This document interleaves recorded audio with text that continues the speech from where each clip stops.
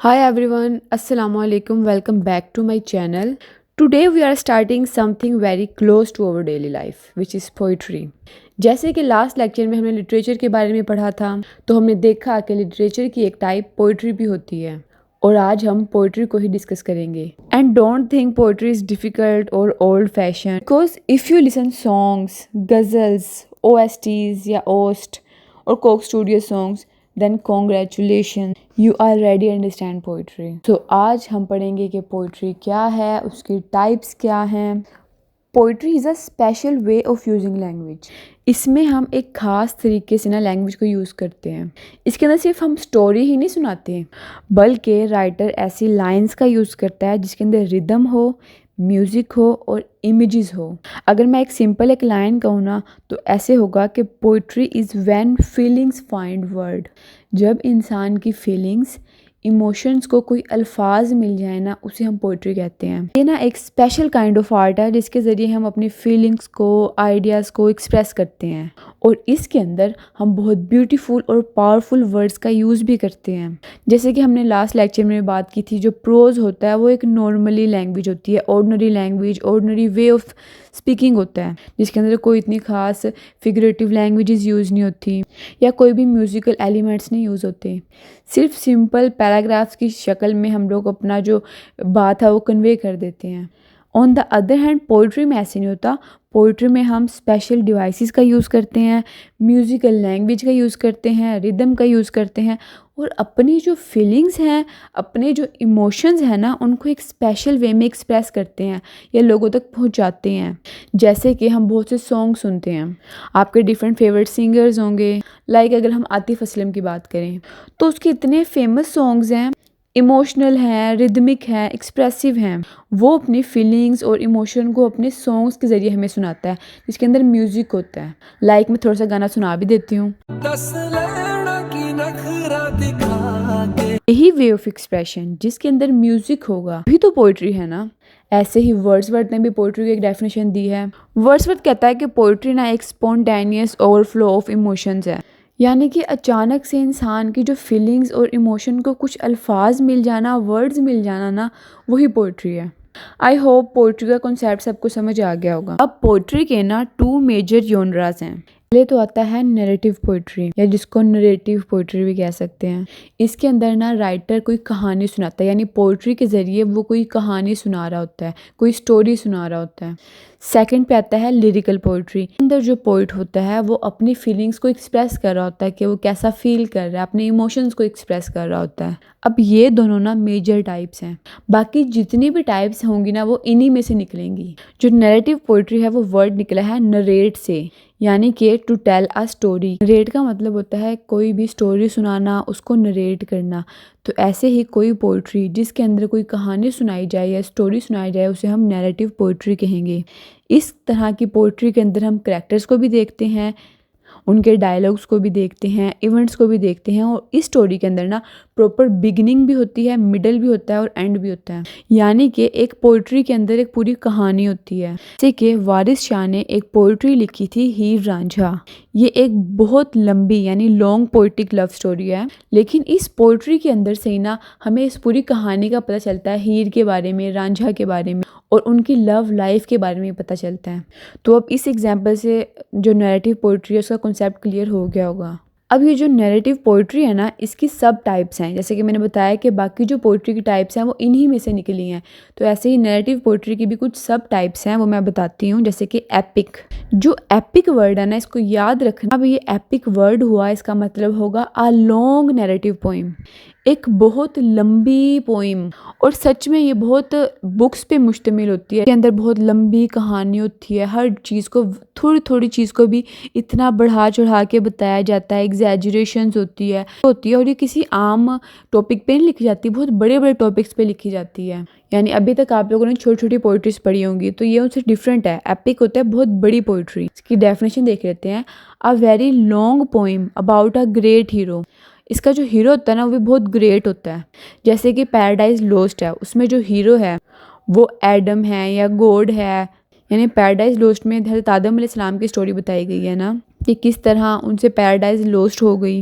ये चलो ये तो आपने नहीं पढ़ी, मैं आप वो एग्जांपल दूंगी जो आप लोगों ने पढ़ी हुई हैं। अच्छा, एपिक के अंदर बिग एडवेंचर होता है, बैटल यानी वॉर ज़रूर होती है, कोई ऐसी एक ड्रामेटिक सी सिचुएशन ज़रूर डाली जाती है। और इसके अंदर हम हिस्टोरिकल इवेंट्स को भी देखते हैं कि जो हिस्ट्री में कुछ इवेंट्स हुए ना उनको भी हाईलाइट किया जाता है।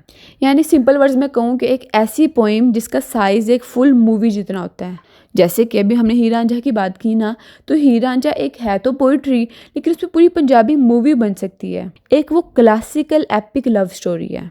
या चलो इंडियंस के लिए भी मैं कह सकती हूँ कि जैसे महाभारत है, महाभारत दुनिया की सबसे लॉन्ग एपिक है। ये बहुत ज़्यादा बड़ी है, इसके अंदर ग्रैंड हीरो यूज़ किया गया, अलावा वॉर्स भी, हम बैटल्स भी देखते हैं, सुपर नेचुरल एलिमेंट्स भी देखते हैं। यानी कि एपिक है तो उसका लॉन्ग नैरेटिव होगा, लंबी पोइम होगी, बिग इवेंट्स होंगे उसके अंदर और एक बिग हीरो होगा या ग्रैंड हीरो। नैरेटिव पोइट्री की दूसरी टाइप है मॉक एपिक।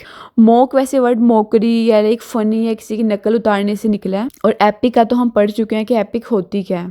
तो मॉक एपिक क्या हुई?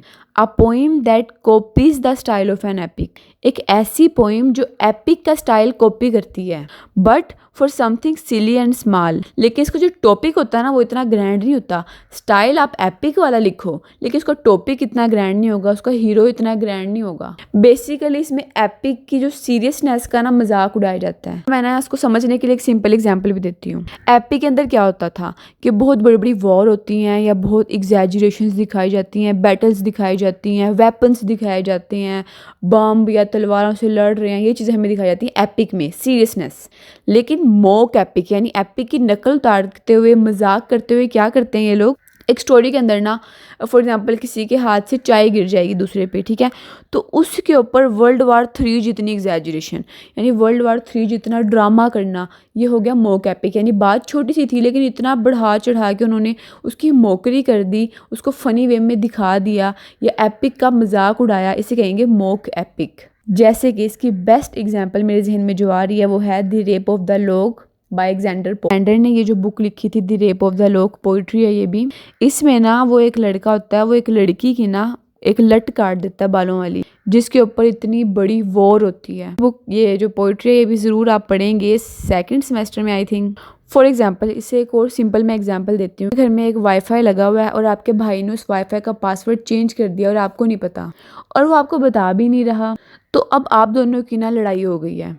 अब इसके ऊपर आप एक पोइट्री लिखो और उसमें आप आपकी और अपने भाई की लड़ाई को इस तरह शो करो जैसे वो बहुत बड़ी बैटल है, बहुत बड़ी वॉर है। उसके अंदर आप वेपन्स की बात करो, सुपर नेचुरल एलिमेंट्स की बात करो, वो मॉक एपिक ही होगी।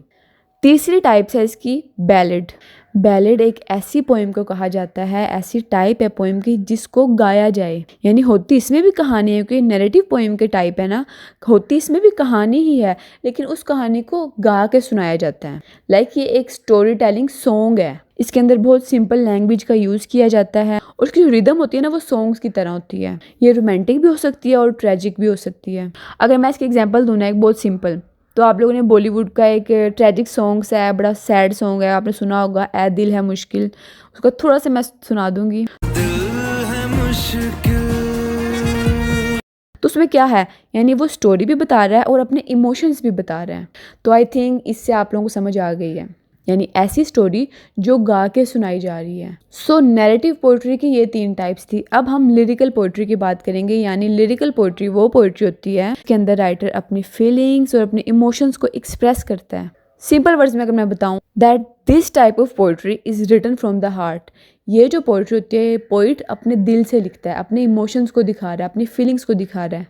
ये मोस्टली शॉर्ट होती है, जैसे कि हमने नैरेटिव पोइट्री में देखा तो उसमें लॉन्ग पोइट्रीज होती थी, इसमें शॉर्ट होती हैं और इसके अंदर म्यूजिकल एलिमेंट्स का ज़्यादा यूज़ किया जाता है और इमोशंस को दिखाया जाता है, यानी ये इमोशनल होते हैं, जैसे इमोशनल सॉन्ग्स होते हैं। अब इसकी एग्जाम्पल सबको पता चली गई होगी, यानी कोई भी सॉन्ग इमोशनल सॉन्ग इसकी एग्जाम्पल हो सकती है, जैसे कि आतिफ असलम का गाना दिल दियां गल्ला या अरिजीत सिंह का गाना तुम ही हो। तेरे लिए ही जिया मैं। तो ये जितने भी चीज़ें हैं ये इसकी एग्जाम्पल हैं। लेकिन मैंने ये भी तो बताया ना कि लिरिकल पोइट्री की सब टाइप्स भी हैं, जैसे नैरेटिव पोइट्री की सब टाइप्स थी। पहली टाइप है सोनेट। जब भी मैं सोनेट का वर्ड सुनती हूँ तो मेरे जहन में शेक्सपियर आता है, क्योंकि शेक्सपियर इसके लिए बहुत फेमस था। इस सोनेट क्या होती है? 14 लाइन्स की पोइम को ना हम सोनेट कहते हैं, और उस लाइन के अंदर डीप इमोशंस राइटर दिखाए, पोइट दिखाए, तो हम उसको क्या कहेंगे? सोनेट। अब 14 line poem expressing deep emotions. Simple word में बताऊँ, एक छोटी सी 14 लाइन की पोइम हो, ब्यूटीफुली स्ट्रक्चर्ड हो, उसके अंदर इमोशंस दिखाए जाएं, तो वो क्या होगी? सोनेट पोइम होगी। ये ना लव के बारे में हो सकती है, ब्यूटी के बारे में हो सकती है, टाइम के बारे में हो सकती है, और लाइफ के लेसन के बारे में भी हो सकती है। अगर मैं इसके एक मॉडर्न एग्जांपल देती हूँ, चलो, कि आप ना इमेजिन करें एक छोटा सा स्मॉल लव लेटर को, उसके अंदर वो वेल स्ट्रक्चर्ड है, 14 लाइंस पे है, स्मॉल है, तो हम कहेंगे वो सोनेट है। अब सेकंड टाइप है लिरिकल पोइट्री की, ओड। ओड कहते हैं ऐसी पोइट्री को जो हम यूज़ करते हैं या राइट करते हैं किसी को प्रेज़ करने के लिए, या किसी चीज़ की या किसी इंसान की तारीफ़ करने के लिए। ये रिस्पेक्ट में भी होती है। Poem written to praise someone और समथिंग, यानी कि अगर मैं एक सिंपल वर्ड में बताऊं तो आ रिस्पेक्टफुल ट्रिब्यूट पोइम, यानी किसी को ट्रिब्यूट देने के लिए, किसी को प्रेज करने के लिए ये पोइम यूज़ होती है। जैसे कि कुछ नेशनल सॉन्ग्स होते हैं, बहुत से पाकिस्तान के नेशनल सॉन्ग्स हैं, या अगर हम बॉलीवुड की बात करें तो वो एक सॉन्ग है तेरी मिट्टी। डिफरेंट नेशनल सॉन्ग्स होते हैं, हम अपने कौम के लिए गाते हैं। तो मैं कोई भी एग्जांपल दे दूंगी, तेरी मिट्टी में मिल जावा गुल बनके मैं खिल जा, आई होप समझ आ जाएगा। यानी ऐसा सॉन्ग जो हम ट्रिब्यूट करने के लिए, टू प्रेज और कंट्री और समवन और समथिंग, तो वो ओड कहलाएगी। लिरिकल पोइट्री का जो थर्ड टाइप है वो है एलिजी। एलिजी कहते हैं ऐसी पोइम को जो सैड हो। ये मोस्टली ना इसलिए गाई जाती है जब लाइक किसी की डेथ हो गई है तो उसकी याद में गाई जाती है। हम लोग देखते हैं फैज़ अहमद फैज़ की इतनी पोइट्री है जो बहुत सैड है, सोरोफुल पोइम्स हैं। पाकिस्तान का जो नेशनल सॉन्ग है ये ए राहे हक के शहीदो,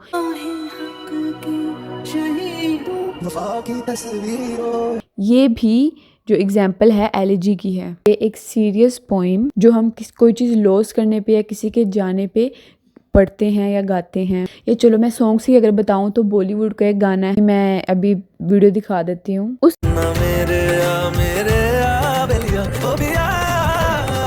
उसके बाद लिरिकल पोइट्री की फोर्थ टाइप गज़ल है।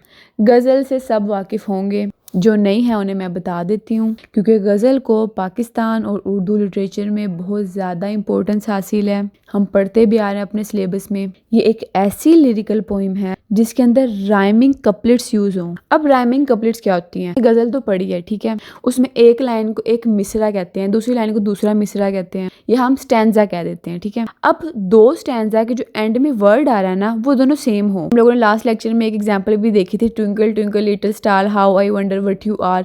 तो स्टार और आर मिल रही है ना, एक राइम बन रही है। तो दो चीज़ों का ऐसा राइम बनना ना राइमिंग कपलेट होता है। ये जो गज़ल होती है ना, ये लव के बारे में हो सकती है, पेन के बारे में हो सकती है। गालिब की इतनी गज़लें पढ़ी हैं, ये चलो उसे छोड़ो, ये तो सबने सुना होगा, आज जाने की जिद ना करो, यूं ही पहलू में बैठे रहो, तो करो और रहो, मेकिंग राइमिंग कपलेट्स, यानी दो लाइनों के जो एंड में राइम वो बिल्कुल मिल रही है। नेक्स्ट लिरिकल पोइट्री की जो फिफ्थ टाइप है वो है हाइकू।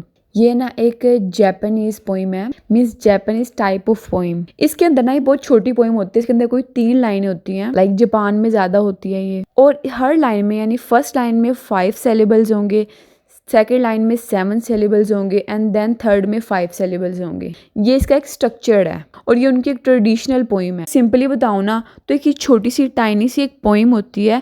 पोइम है ना ये कैप्चर करती है नेचर के किसी मूवमेंट को, यानी छोटी सी। For example, cold winter morning the sun hides behind the fog forms my numb hands. छोटी सी पोइम है। बाद हम बात करेंगे फ्री वर्ड्स की। जो फ्री वर्ड्स यानी इसके अंदर कोई लिमिट नहीं, कोई राइम नहीं, कोई पैटर्न नहीं। ऐसी पोइट्री जिसके अंदर कोई फिक्स्ड पैटर्न ना हो, कोई राइम ना हो, वो फ्री वर्ड्स कहलाएगी।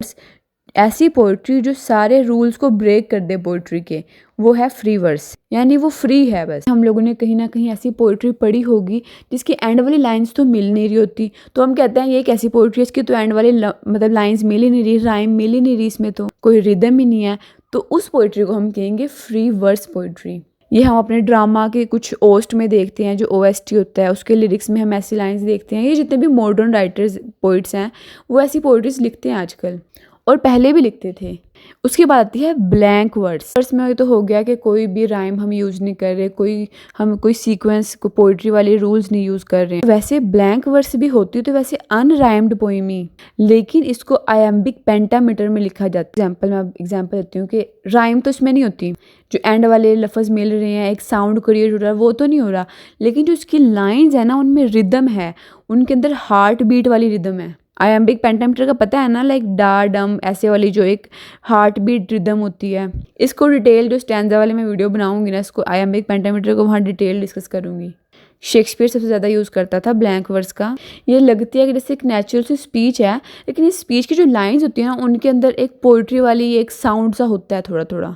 उसके बाद आती है पेस्टोरल पोइट्री। मे बी आप लोगों के सिलेबस में ना हो, लेकिन फिर भी जानना बहुत ज़रूरी होता है इन चीज़ों का। अगर आप पेस्टोरल मीन्स वो नेचर के अबाउट है, वो कंट्री साइड एरियाज़ होते हैं जो रूरल लाइफ के बारे में, नेचर को दिखा रहे हैं, विलेज की लाइफ है उसको दिखा रहे हैं, दरख्तों पौधों और जो मैदान है उनके ऊपर पोइट्री लिखना, के सीन्स को दिखाना। इसमें जो पोइट होता है ना वो फील्ड्स को, फार्मर्स या जो विलेज लाइफ है उसको डिस्क्राइब करता है।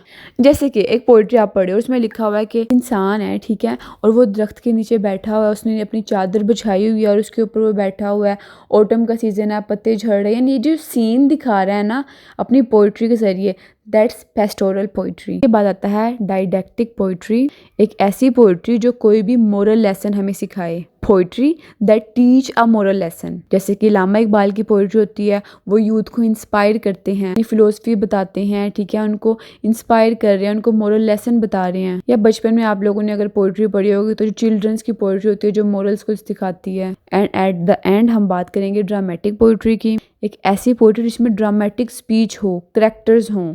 इसमें हम ड्रामेटिक मोनोलॉग कह सकते हैं। या फॉर एग्जांपल आप लोगों ने शिकवा जवाब शिकवा ज़रूर पढ़ा होगा, नहीं पढ़ा तो पढ़ लेना, और अगर नहीं पढ़ना तो सिलेबस में तो आएगा ज़रूर।